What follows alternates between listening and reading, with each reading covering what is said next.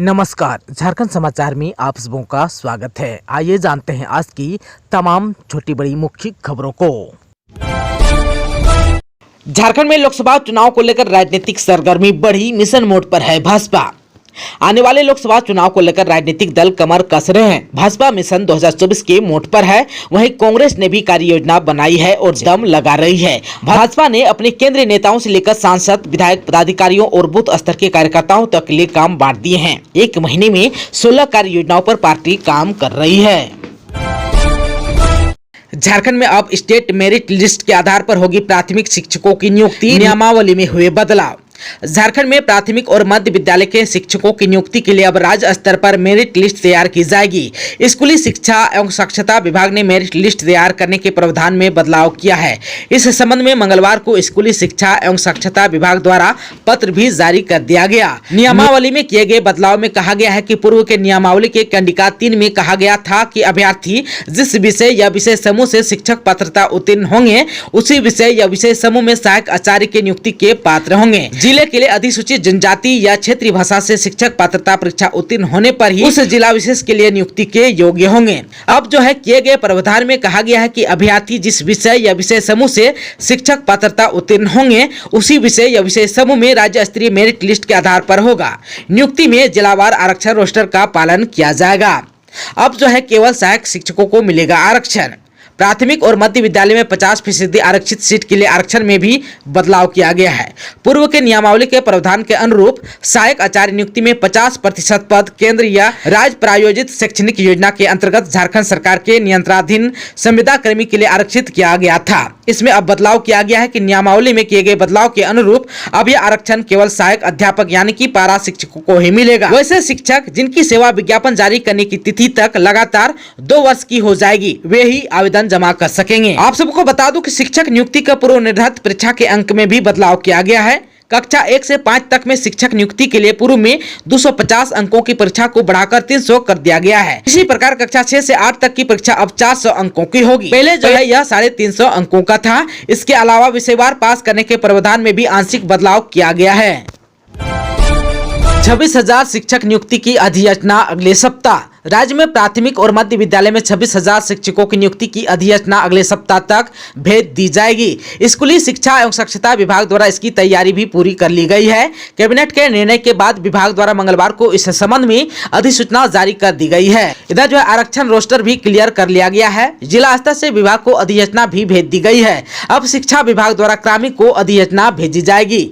आप सबको बता दूं कि राज्य में कुल 50,000 प्राथमिक शिक्षकों की नियुक्ति होनी है, जिसमें पहले चरण में 26,000 और दूसरे चरण में 24,000 नियुक्ति होगी। इससे पहले आप सबको बता दूं कि झारखंड शिक्षक पात्रता परीक्षा ली जाएगी।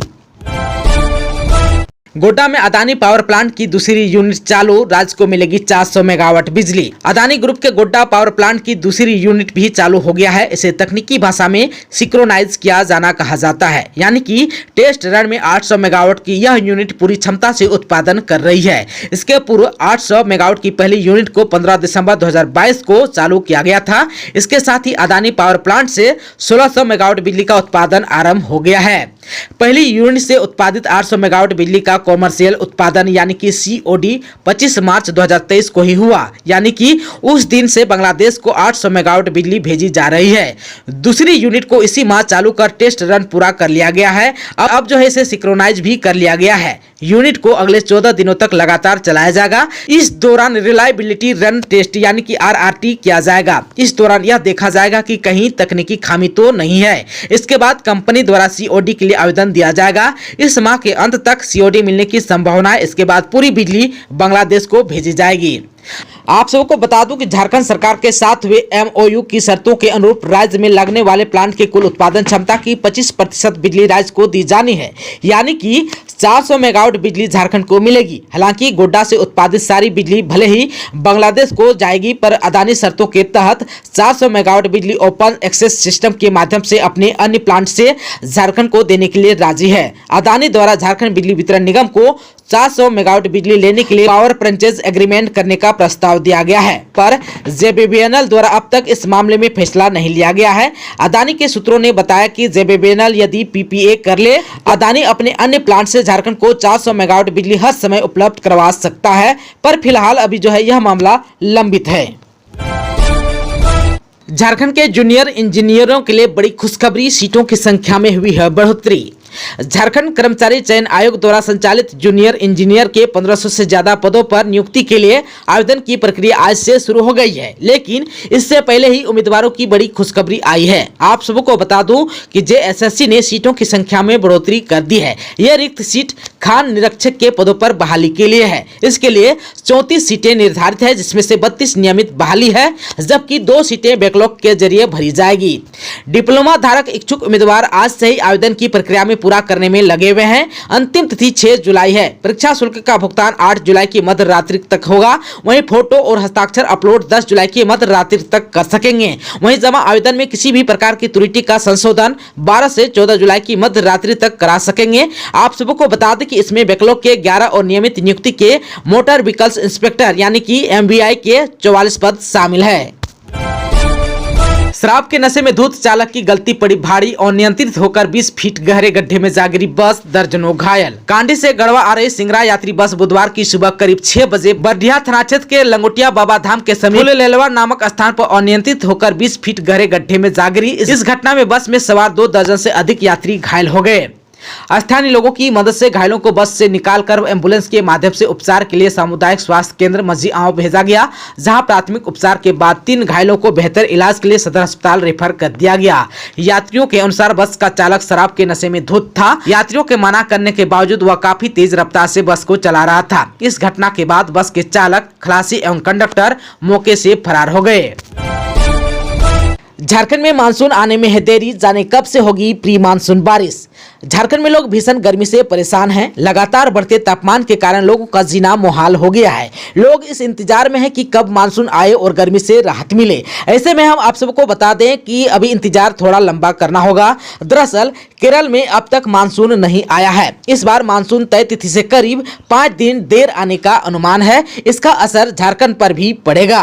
आप सबको बता दें कि इससे पहले मानसून 5 जून तक आने का अनुमान था, लेकिन यह अनुमान गलत साबित हुआ। अब भारतीय मौसम विज्ञान विभाग के अनुसार केरल में बारिश करीब 5 दिन देर होने की आशंका है। ऐसे में कहा जा रहा है कि केरल में मानसून 10 जून तक प्रवेश कर सकता है। ऐसे में मानसून की हवा सामान्य रही तो 25 जून के आसपास झारखंड में भी मानसून की बारिश शुरू हो सकती है। मानसून में देरी के कारण झारखंड के लोगों को अभी गर्मी से राहत नहीं मिलने वाली है। प्री मानसून बारिश में भी देरी होगी। मौसम केंद्र का पूर्वानुमान है कि 10 जून तक झारखंड में बारिश की उम्मीद ही नहीं है। इस दौरान तापमान बढ़ेगा। 8 से 12 जून तक पूरे राज्य में लू चल सकती है। मौसम केंद्र के प्रभारी अभिषेक आनंद ने कहा कि अरब सागर में साइक्लोन बिपरजॉय आ रहा है, लेकिन झारखंड में इसका कोई असर नहीं होगा। बता दें कि भारत में मानसून केरल से ही प्रवेश करता है। अब सागर और बंगाल की खाड़ी के रास्ते मानसून आता है। अमूमन केरल में मानसून आने में 15 दिनों के बाद मानसून की हवा झारखंड में प्रवेश करती है। झारखंड में आमतौर पर मानसून के दौरान करीब 1022 मिलीमीटर बारिश होती है। साल 2022 में मानसून का पूर्वानुमान 1 जून था और 29 मई को मानसून ने दस्तक भी दे दी थी। वहीं 21 में 12 जून और 2020 में 13 जून को झारखंड में मानसून की बारिश शुरू हो गई थी। मुख्यमंत्री ग्राम गाड़ी योजना के जरिए शहर से जुड़ेंगे झारखंड के गांव। किसानों और विद्यार्थियों को होगी सहूलियत। बोकारो जिला का गांव-गांव अब शहर संपर्क से जुड़ेगा। मतलब ग्रामीण क्षेत्र के लोगों को जिला मुख्यालय व तय रूट में आने जाने में बहुत कम पैसा खर्च करना होगा। इस संबंध में झारखंड मुख्यमंत्री ग्राम गाड़ी योजना की समीक्षा बैठक हुई। डीसी कार्यालय में हुई बैठक में प्रखंड स्तर पर तय किए गए रूट की समीक्षा हुई। सभी वीडियो को रूट चार्ट बनाकर प्रस्ताव देने को कहा गया। डीसी कुलदीप चौधरी ने कहा कि योजना का उद्देश्य गांव से प्रखंड, जिला मुख्यालय और शहर तक आवागमन की सुविधा बहाल करनी है। इससे गांव के किसान, मजदूर, छात्राओं को शहर तक आने जाने में सुविधा होगी। छात्रों के लिए स्कूल, कॉलेज, किसानों के लिए बाजार और मरीजों के लिए अस्पताल तक पहुंचाना सुलभ होगा। योजना में शामिल होने वाले वाहन मालिकों को भी सरकारी टैक्स में बड़ी राहत मिलेगी। आंधी, तूफान और बारिश से गोदरमाना में मची तबाही। कहीं सड़क पर तो कहीं मकान पर गिरा पेड़।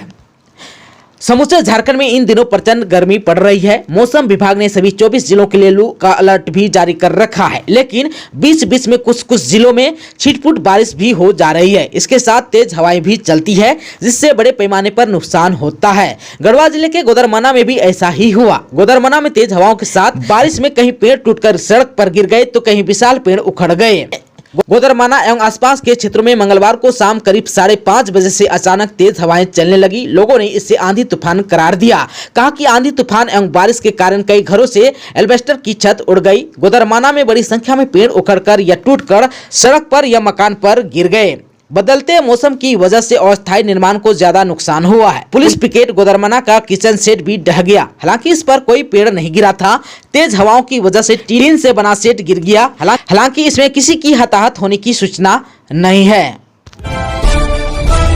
हत्या का मामला दर्ज होने के 48 घंटे बाद जिंदा लौटी महिला, बताए पूरी सच्चाई। देवघर के मधुपुर थाना क्षेत्र के जयंती ग्राम निवासी जिस महिला की हत्या की प्राथमिकता 3 दिन पहले उसके पिता ने दर्ज कराई, वह मंगलवार की रात खुद नगर थाना पहुंची। नगर थाना की ओडी ड्यूटी कर रहे एसआई रमेश मुंडा ने महिला से नाम पूछा तो उसने अपना नाम शोभा देवी, ससुराल मधुपुर थाना क्षेत्र के जयंती ग्राम और मायका देवीपुर थाना क्षेत्र के तिलोना गाँव बताया। इसके बाद एसआई रमेश मुंडा ने इसकी सूचना मधुपुर थाने को दी तो उन्हें जानकारी मिली कि 3 जून को शोभा देवी की हत्या की प्राथमिकी उसके पिता देवीपुर थाना क्षेत्र के तिलोना गांव निवासी बहादुर दास ने दर्ज कराई है। जो है मधुपुर थाने ने नगर थाने के ओडी पुलिस पदाधिकारी से शोभा देवी को सुरक्षित रखने को कहा गया। देखने से शोभा कमजोर लग रही थी और ठीक से बोल भी नहीं पा रही थी।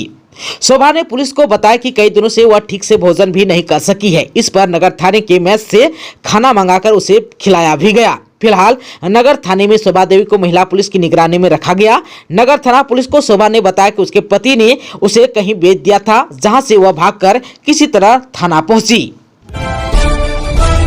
रांची में बेटी से दुष्कर्म का किया था प्रयास, नाबालिग के पिता ने बृजभूषण पर लगाया आरोप। भारतीय कुश्ती संघ के अध्यक्ष और बीजेपी सांसद बृजभूषण शरण सिंह पर एक नाबालिग पहलवान के पिता ने बेटी के साथ दुष्कर्म के प्रयास का आरोप लगाया।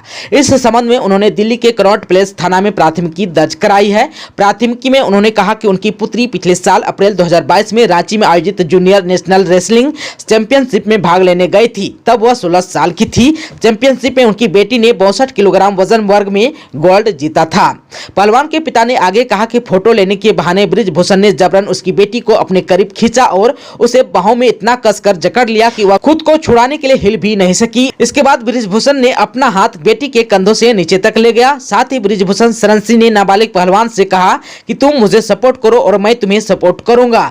बृजभूषण ने कहा कि मुझे सपोर्ट करोगी तो एशियन चैंपियनशिप के लिए होने वाले ट्रायल में तुम्हें फायदा होगा। साथ ही धमकी भी दी गई, यदि वह यानी कि पहलवान उनकी बात नहीं मानेगी तो ट्रायल में खमियाजा भुगतना पड़ेगा। इसके बाद बृजभूषण ने उक्त नाबालिग पहलवान को अपने कमरे में भी बुलाया। नाबालिग पहलवान करियर बर्बाद होने को लेकर दबाव में भी थी और बृजभूषण से मिलने उसके कमरे में भी चली गई। वहां पहुंचते बृजभूषण ने उसे अपनी तरफ खींचा और जबरदस्ती शारीरिक संबंध बनाने की कोशिश की। नाबालिग पहलवान इससे पूरी तरह सहम गई और उसने किसी तरह खुद को बृजभूषण के चंगुल से छुड़ाया और कमरे से बाहर निकली। इसके बाद पहलवान ने सारी बात अपने पिता को बताया। दोस्तों, अभी तक आपने चैनल को सब्सक्राइब नहीं किया है तो प्लीज चैनल को सब्सक्राइब कर बेल आइकन को प्रेस कर दीजिएगा ताकि खबरों का अपडेट आपको मिलता रहेगा। इसके साथ ही आज के खबरों में बस इतना ही। हमें दीजिए इजाजत। नमस्कार।